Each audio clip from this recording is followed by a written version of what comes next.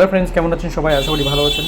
Friends, যারা যারা মেটা অর্জনে কাজ করছেন তাদের জেনে রাখা উচিত যে টোকেন পকেট থেকে আপনি কখন ট্রান্সফার করবেন কয়েন, ব্লক চেনে কখন কাজ হচ্ছে কী করে বুঝবেন।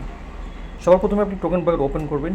ওপেন করার পর আপনাকে উপরে দেখতে হবে যে আমি দেখিয়ে দিচ্ছি কোন সময় ব্লক চেন ওয়ার্ক হয়, ব্লক চেনে কমপ্লিকেটেড থাকে, ট্রাফিক বেশি থাকে, কোন সময় কয়েন পেন্ডিং হতে পারে ট্রান্সফার করলে, আর কোন সময় ইজিলি যাবে। তো এটা একটু ফলো রাখবেন। আমি জাস্ট আপনাকে দেখিয়ে দিই কি কোন সময় আপনার হ্যাঁ, এই যে দেখতে পাচ্ছেন, এক সেকেন্ড, এই যে দেখুন এখন রেড হয়ে গেল, সরি, দেখুন এখন রেড হয়ে গেল। এটা যখন রেড ছাড়া গ্রিন অরেঞ্জ থাকবে তখনই আপনি ট্রান্সফার করবেন। রেড থাকলে ভাববেন যে ব্লক চেনে ট্রাফিক বেশি, তখন কিন্তু কয়েন পেন্ডিং হয়ে যাবে, পাঠালে যাবে না। ওকে, তো এই সময় আপনারা অ্যাভয়েড করবেন এই টাইমটাকে।